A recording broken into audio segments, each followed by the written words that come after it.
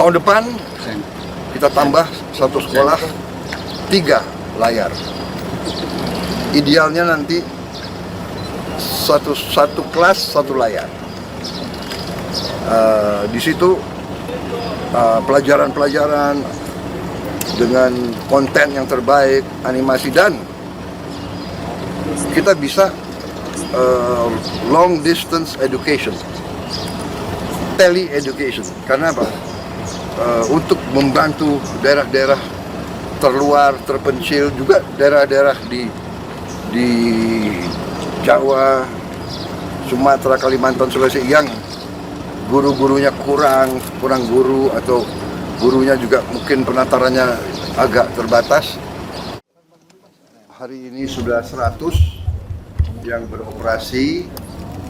Saya dapat laporan akhir September, 2 minggu lagi, 3 minggu lagi akan jadi 165 sekolah rakyat. Insya Allah Oktober saya diminta meresmikan. Jadi saya tadi melihat, saya kira cukup prestasi Kementerian Sosial, Kementerian Pendidikan Dasar dan Menengah, para guru, wali asrama, semua pihak yang telah bekerja keras. Saya tidak menduga bisa begini cepat. Tahun depan akan kita tambah 100 lagi ya, 100 lagi, terus setiap tahun 100. Sasaran kita 500 sekolah rakyat di titik-titik kantong-kantong rakyat kita yang paling tertinggal, rakyat kita yang paling ekonominya susah. Kalau istilah statistik desil 1 dan 2. Tapi saya sedang juga merencanakan untuk desil 2, 3, 4, dan 5. Ini sedang kita rencanakan ya, supaya semua anak-anak kita harus mengalami pendidikan dengan fasilitas yang bagus. Kita tidak boleh ketinggalan dengan bangsa lain. Itu cita-cita kita. Insya Allah kita akan sampai ke situ. Tapi alhamdulillah sekolah rakyat, jadi anak-anak yang putus sekolah bisa sekolah, anak-anak yang tadinya mungkin merasa rendah diri karena orang tuanya sangat susah hidupnya, kita tarik keluar, kita beri lingkungan yang sebaik-baiknya supaya dia percaya diri dan dia dapat pendidikan yang terbaik yang bisa kita berikan. Jadi kita tidak mau membiarkan dan berharap ada perbaikan alamiah. Itu tentunya itu harapan kita, tapi kalau bisa kita, kalau perlu kita intervensi, kita bantu. Saya kira itu dari saya. Ada catatan atau perbaikan yang perlu dilakukan nggak Pak dari tinjauan pertama ini? Ya selalu ada harapan kita, tapi ini sebetulnya kampus yang sangat baik ini. Ya, saya kira untuk sekolah di Indonesia ini sudah sangat baik. Tempat tidurnya bagus. Tiap 3 siswa, 3 siswi, atau tiap 2 1 kamar mandi. Saya dulu di Akademi Militer kita 60 orang kamar mandi yang los gitu.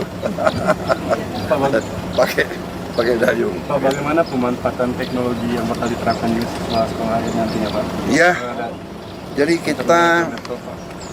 kita ingin mengejar ketertinggalan. Ya, kita sudah investasi sangat besar di pendidikan, tapi kita harus sadar, harus koreksi. Ya, kita akui mungkin belum efisien, masih banyak kebocoran. Kita sadar sendiri kekurangan bangsa, tapi kita jangan mikir yang lalu, kita perbaiki yang sekarang.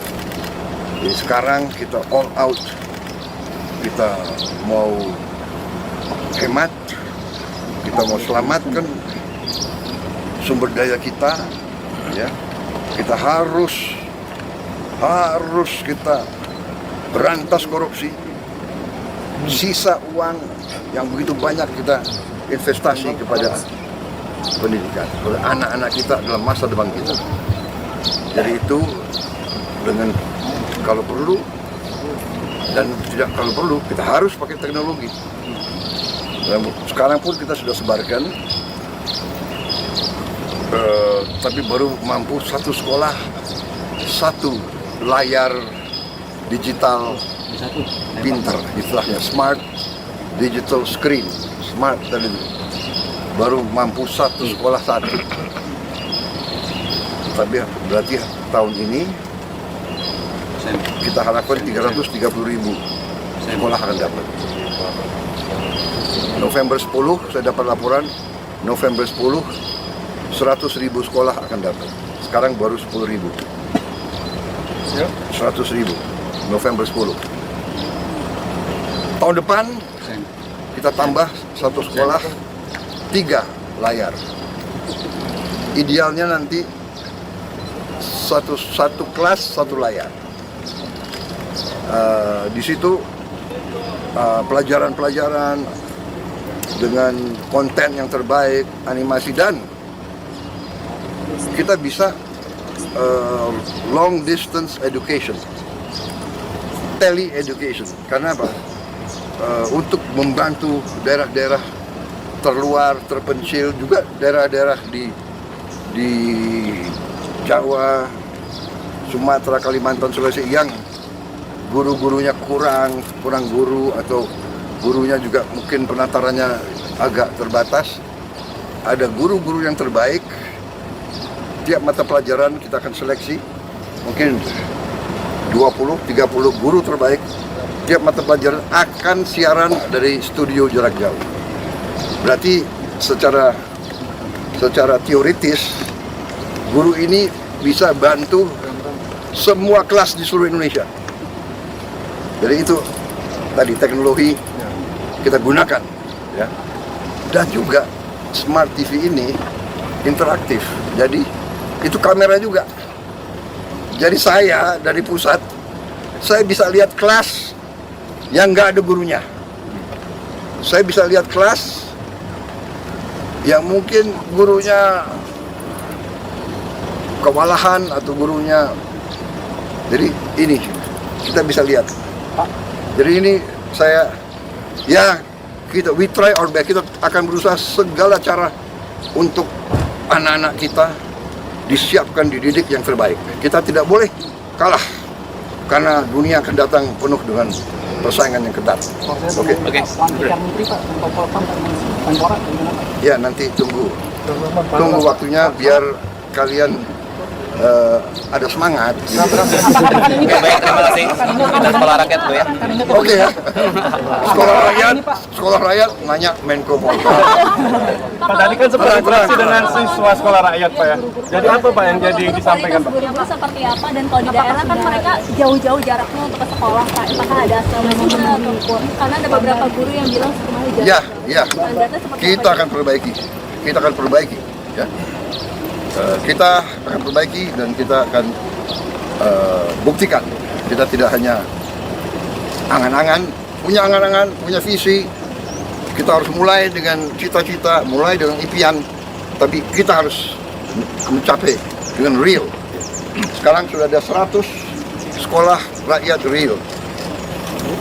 Minggu depan, 2 minggu lagi 65, tahun depan 100 lagi.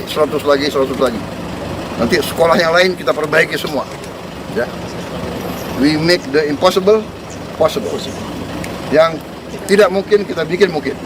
Dengan niat, dengan kepercayaan diri, dengan tekad. Ya. Selalu think big, do our best. Make the impossible possible. Ajaran beliau. Mantan Menteri Pendidikan, mantan Menteri Komdigi. Jadi akan ada pelatihan terus-menerus ya Pak untuk guru-guru? Terus. Dan inilah tadi, Smart TV, mereka bisa belajar juga di luar karena kontennya itu 24 jam. Dia bisa kembali lagi ke murid-murid yang nanti kurang ini bisa ulangi lagi pelajaran. Bisa ulangi dan itu bisa juga diakses dari handphone. Semua konten bisa dari handphone. Guru pulang dia bisa buka. Jadi kita interaktif. Jadi nanti saya kira ada interaktif ya. Ya. Ada interaktif Ya, nanti sama ada. Dikdasmen. Ya. Guru-guru kita bikin kelas penataran khusus. Ya. Teknologi akan membuat ini mampu kita laksanakan. Oke. Terima kasih.